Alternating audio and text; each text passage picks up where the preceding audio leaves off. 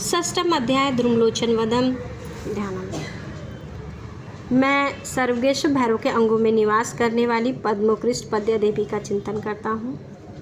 वे नागराज के आसन पर बैठी हुई हैं। नागों के फड़ों से शोभित होने वाली मणियों की विशाल माला से उनकी देहलता उद्भासित हो रही है।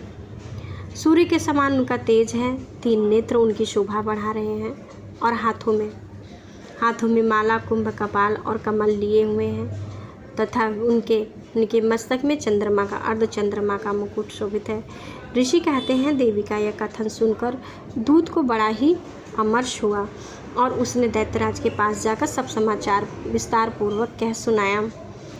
दूत के उस वचन को सुनकर दैत्यराज कुपित हो उठा और दैत्य सेनापति ध्रुमलोचन से बोला, ध्रुमलोचन, तुम शीघ्र ही अपनी सेना को साथ लेकर जाओ और उस दुष्टा के केस पकड़कर घसीटते हुए उसे बलपूर्वक यहाँ लेकर आओ। उसकी रक्षा करने के लिए यदि कोई दूसरा खड़ा हो तो वह देवता हो, यक्ष हो अथवा गंधर्व ही क्यों ना हो, उसे भी अवश्य मार डालना। ऋषि कहते हैं, शुंभ के इस प्रकार आज्ञा देने पर वह ध्रुमलोचन दैत्यों की 60,000 असुरों की सेना को साथ लेकर वहाँ से तुरंत चल दिया और वहाँ पहुंचकर उसने हिमालय पर रहने वाली देवी को देखा और ललकार कर कहा, अरे तू शुंभ और निशुंभ के पास चल। यदि इस समय प्रसन्नतापूर्वक मेरे स्वामी के समीप नहीं चलेगी तो मैं बलपूर्वक झूठा पकड़ घसीटते हुए तुम्हें ले चलूँगा।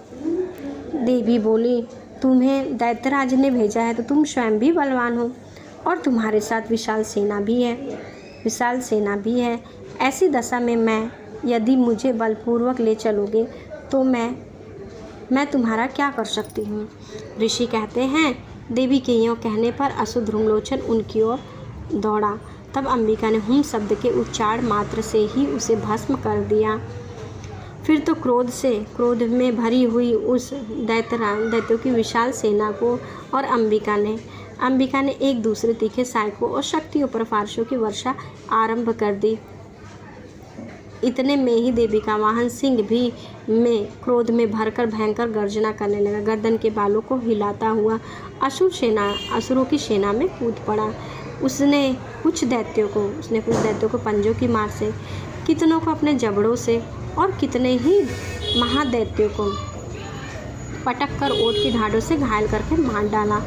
उस सिंह ने अपने नखों से कितनों के पेट फाड़ डाले और थप्पड़ मारकर कितनों के सिर धड़ से अलग कर दिए।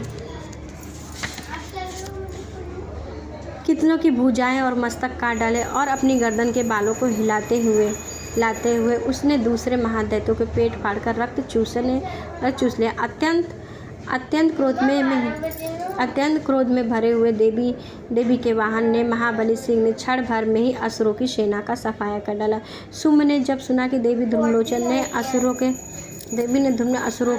को मार डाला तथा उसके सिंह ने सारी सेना का सफाया कर डाला, तब उस दैत्यराज को बड़ा ही क्रोध हुआ।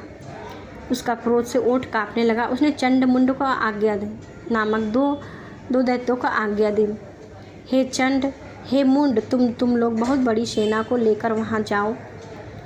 उस देवी के झोटे पकड़कर अथवा उसे बांधकर शीघ्र ही यहाँ ले आओ।